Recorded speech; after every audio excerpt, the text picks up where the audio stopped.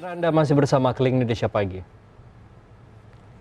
Saudara, bahasa Melayu di beberapa negara menjadi salah satu bahasa nasional bahkan sebagai bahasa percakapan sehari-hari.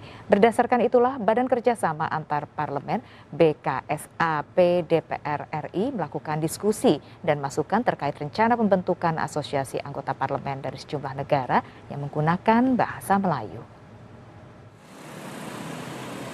Berdasarkan sejarah dan perjalanan budaya dan bahasa, bukan hanya negara Indonesia, Malaysia, Singapura, dan Brunei Darussalam yang masih menggunakan bahasa Melayu di kesehariannya. Namun ada beberapa anggota parlemen dari negara Inggris, Amerika Serikat, Thailand, Filipina, dan Suriname yang bisa berbahasa Melayu. Oleh sebab itu, ide pembentukan asosiasi anggota parlemen berbahasa Melayu terus dilakukan, bahkan sudah sampai pada tahap diskusi dan mencari masukan dari para tokoh Melayu di sejumlah tempat, seperti yang dilakukan di kota Tanjung Pinang, Provinsi Kepulauan Riau.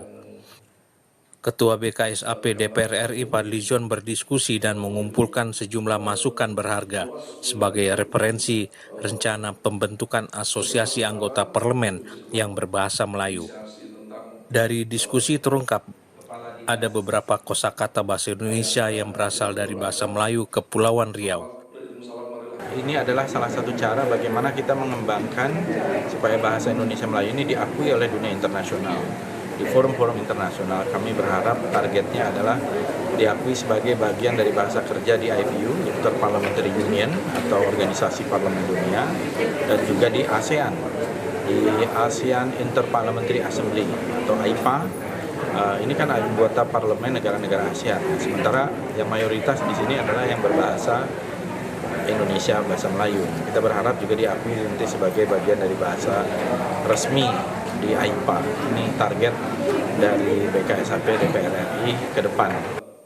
Dalam diskusi muncul sejumlah ide dan masukan, diantaranya penggunaan kata Indonesia Melayu, pengembangan monumen bahasa Melayu, serta pelestarian adat budaya Melayu. Bahasa Melayu termasuk bahasa yang berkedudukan istimewa di Nusantara.